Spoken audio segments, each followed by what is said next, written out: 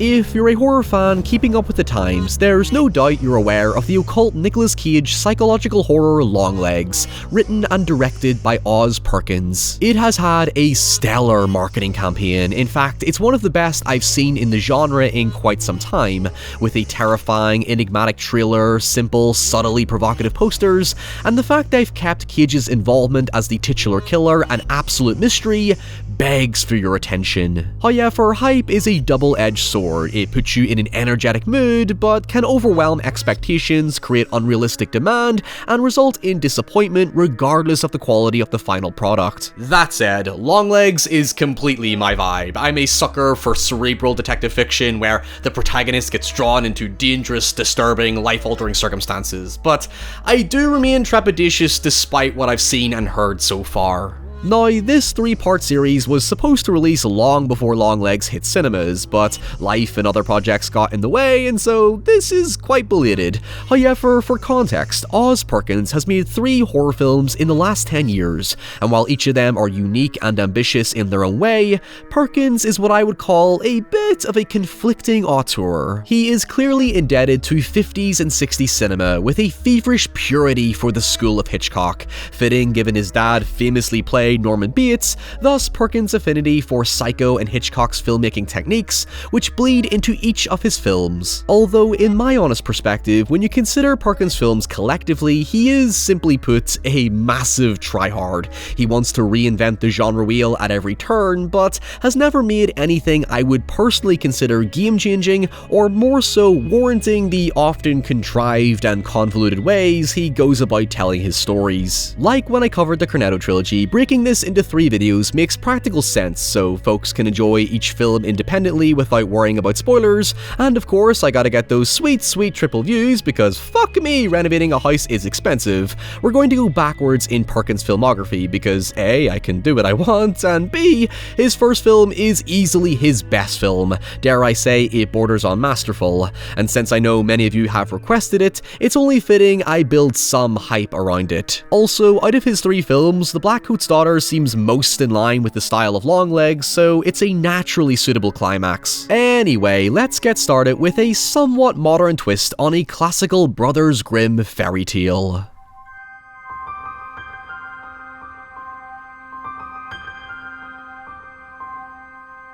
Gretel and Hansel, which is admittedly a confusing title because we're so used to hearing it in reverse, but there's a reason for it I'll explain later, tells the story of 2 siblings forced to fend for themselves in the dire wilderness after being banished from their impoverished home. During their struggles, they venture deep into a forest where they encountered the home of a friendly old lady called Hulda, who offers them shelter, safety, and sweet tasty treats, all of which naturally turn out to be too good to be true when it's revealed that the lady is a witch who intends to fatten up Hansel and devour him herself. Unless you live under the biggest goddamn rocks, that is not a spoiler because you will have undoubtedly heard a variation of this fairy tale before. It is the de facto cautionary tale for don't take candy from strangers. And if you are genuinely unfamiliar with Brothers Grimm fairy tales, leave it to Disney to spice them up in a family-friendly manner that oftentimes undermines the tone of the Brothers Grimm style, such as Cinderella, Sleeping Beauty, Snow White, Red Riding Hood, Rapunzel, Frog Prince, The Matrix. I'd like to think we're on the same page at this point. The thing is, you're ultimately going into Gretel and Hansel with a confident idea of how this will likely all play out,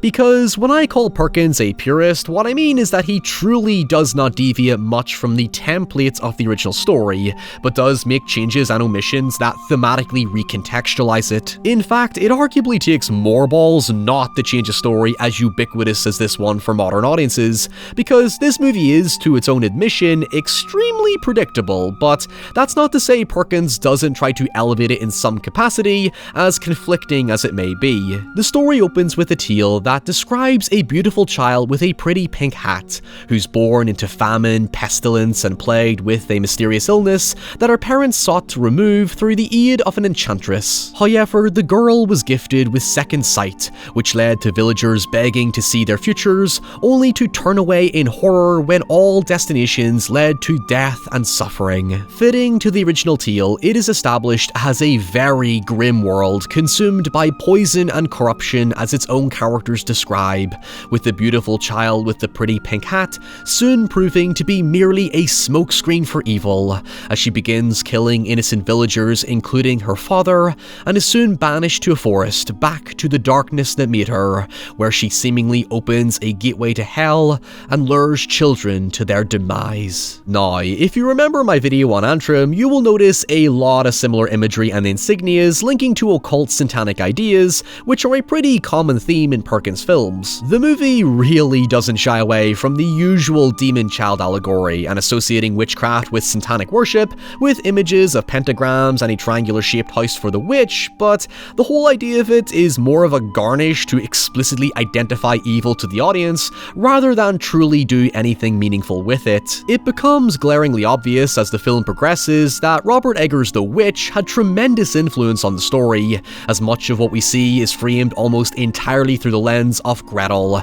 a precocious 16-year-old who's grown deeply defiant and disillusioned by the big bad world around her. Initially, she's a vessel of pure cynicism and negativity. She does not trust anyone or anything presented to her, and with very good reason. She attempts to find work to help her impoverished family after the death of their father and growing illness of their mother, who live on a land that is rumored to be cursed. What triggers her and her younger brother's exile is when she refuses work as a housekeeper for a sleazy master, who basically implies he's going to SA her and take her virginity, to which her mentally ill mother rebukes her for not conforming to what this cruel, unfair world demands of her, and threatens to butcher her kids if they don't leave and fend for themselves. It furthers its thematic point when Gretel tells the naive and gullible Hansel that you don't give without something being taken away, which conveys a dual meaning of her profoundly understandable nihilistic worldview. The world is so greedy and selfish that the mere act of giving is seen as a weakness, and in her circumstances, reflecting on her standoff with the potential employer, she would have to give away part of herself, her dignity, to survive another day in this miserable realm. It undoubtedly sits on the perspective that God has long abandoned this world to rot to its core at the hands of evil, which is reinforced through the brilliant visual motif of the witch's food being too good to be true for reasons that will become grotesquely apparent. In fact, on the topic of God, Hansel later makes a point that Gretel was encouraged to join a convent as a means of finding sanctuary, but she refused because, again, it would mean her giving away part of herself, her individual freedom to be exact. Now, some of you have probably worked out where I'm going with this, but I thought about it quite a lot, and there is a reason that Perkins singles out Gretel as the central protagonist, hence why her name is intentionally flipped in the title. Gretel and Hansel is technically a feminist movie. It explicitly changes her age to a 16-year-old to signify her maturity into a world of oppression and patriarchy, and her being outcast for rejecting traditional constructs and norms because it would further entrap her in a system of evil and corruption. Look, I've been on the internet long enough to know that this will be a fucking contentious point, but the movie is not subtle about it. When Gretel finally meets the witch Hulda, the key detail in their relationship is how similar they are to each other, with Hulda expressing similar views on freedom and independence and being unshackled by responsibilities imposed upon her, like how Gretel is supposedly shackled to her naive younger brother who is incapable of looking after himself. Gretel has effectively adopted a motherly role that she does not want because she does not really have a choice in the matter, and so while the witch naturally goes down the path of trying to prepare Hansel to be eaten, Perkins' version focuses much more on her attempts to make Gretel her protege. However, my main problem with the film is that there just isn't really much to this dynamic.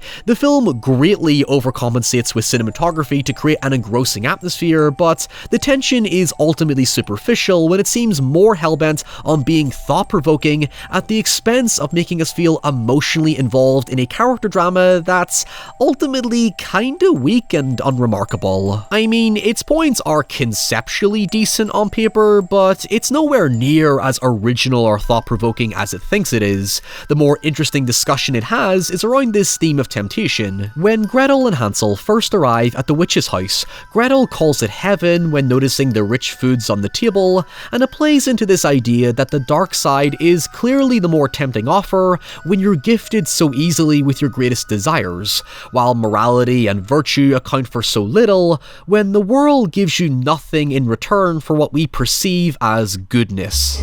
Throughout the film, Gretel continually narrates existentially about her purpose in a world dominated by hierarchy, or more fittingly, a vicious food chain, even suggestively wishing for guidance from some authority figure in the absence of her parents, one of which could be the huntsman after he saves the siblings from a zombie. Admittedly, his inclusion feels a bit superfluous and more so to aid in further understanding Gretel, who instead of showing gratefulness for her rescue, questions why he would help them when he has nothing to gain from it. To me, I see the huntsman as a way of challenging Gretel's worldview, and sowing a seed in her mind that there is hope in this world, a way of overcoming evil and corruption, that not everyone is out for themselves and can perform good deeds merely out of the kindness in their hearts. It is a bit wishy-washy, I know, but I like the idea because it fits nicely into how Gretel uses her newfound powers under the guidance of Hulda, who's using them for self-gain. Despite her negative outlook, Gretel is seemingly able to resist Hulda's temptation because some hope has been instilled in her,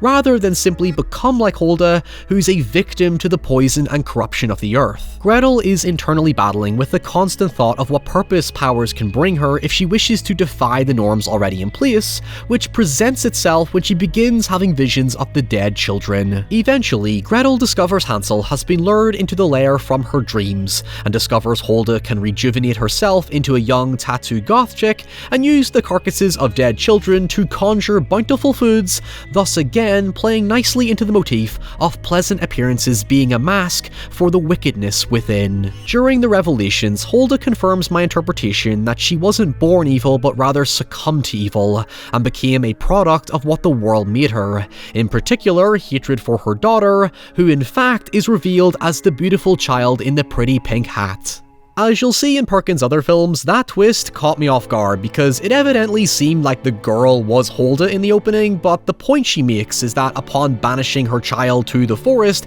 she was encouraged, or rather tormented, to embrace the darkness on her behalf. In symbolizing the food she uses to lure in her victims, she was literally tempted by the taste of power and ate children to fuel said powers, but in calling back to both characters' desire for total autonomy and freedom, her situation technically isn't a choice of her own. Hulda is still under the influence of the world's inherent evil, specifically the spirit of her daughter. However, Gretel manages to overcome the curse by abruptly using her powers to roast Hulda over the oven and rescue Hansel. As expected, it is quite anticlimactic, but the way it ends is actually quite a nice touch. Instead of a happily ever after, Gretel sends Hansel home alone to find his own identity, courage, and independence, to become his own man, so to speak, while Gretel chooses to freely remain at the house to better understand her powers. Gretel makes a point that she's no longer scared of the world, but still is scared of herself,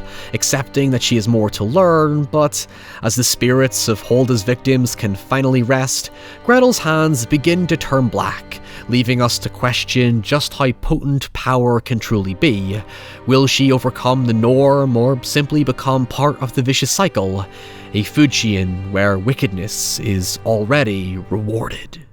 And with that, thank you so much for watching. I hope you enjoyed this video, so please let me know your thoughts in the comments below, including your own requests. And until next time, stay safe, stay away from old ladies in the forest, and I'll see you all very soon. Bye.